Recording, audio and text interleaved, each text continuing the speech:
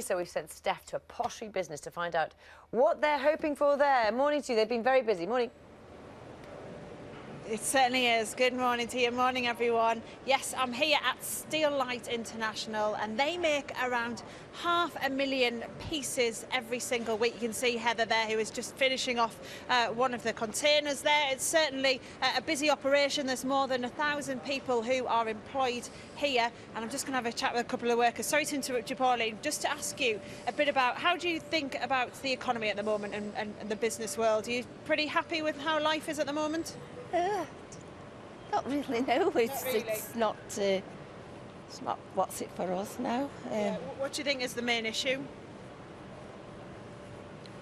I don't really know. Yeah, for you, for your life though, what's the kind of things you think are not great? Because you're saying it's not as good as it was, so... No, it's not as good as it was, no. Just things keep going up and up and... Yeah. So you just feel like your cost of living's getting tougher? Yeah. And what about, you've got adult children as well, haven't you? How are they finding life? Have they got work? It's hard, yes. Some have got work, some aren't. Some are at home with children and that. No. And let me talk to you, Clive, as well, because you work here too. And Clive, just tell me, what do you think about life at the moment? Do you think things have got better or worse or not changed much? It's a lot harder to get a job nowadays. I lost my job 3 years ago, but out of all the applications, there was only Steelite that got back to me, and they've got a retraining programme as well for young and older people. And why do you think it was difficult? Well, because of my age. Yeah. But they've got no age. They don't bar you because of your age. They just set you on, and if you need retraining, they'll retrain you. You must be chuffed now you're all sorted with a job. Oh, yeah. So you're feeling brighter on that front. Yeah, that's right, yeah.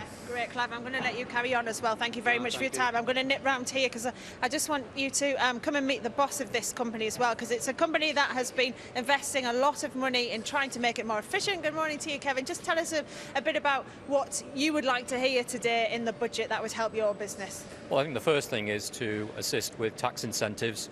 The annual investment allowance needs to increase.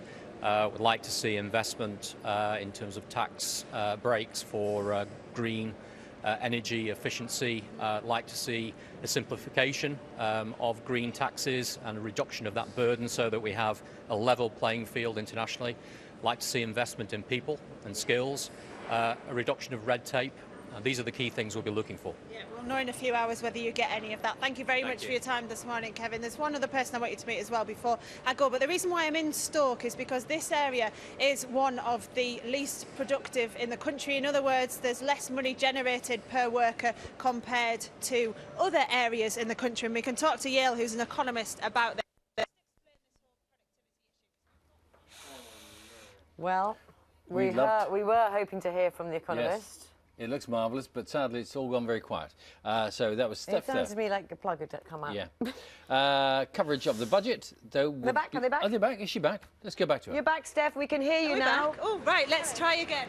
Okay, so one of the challenges that we're facing in the short term is coming from outside the EU economy, with Greece, potential Greek Brexit becoming ever and ever more possible, and that would cause exchange rate in the UK to rise even further, potentially hurting exporters and hurting manufacturers like this one here.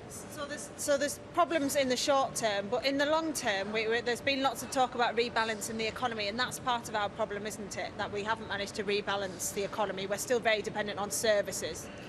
Yes, services could be productive as well. They're more difficult to measure, but we definitely want to encourage manufacturers, and we want to encourage growth from outside the southeast.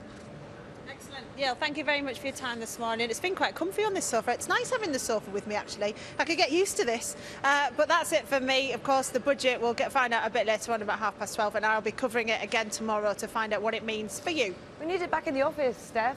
You can't have it all the time.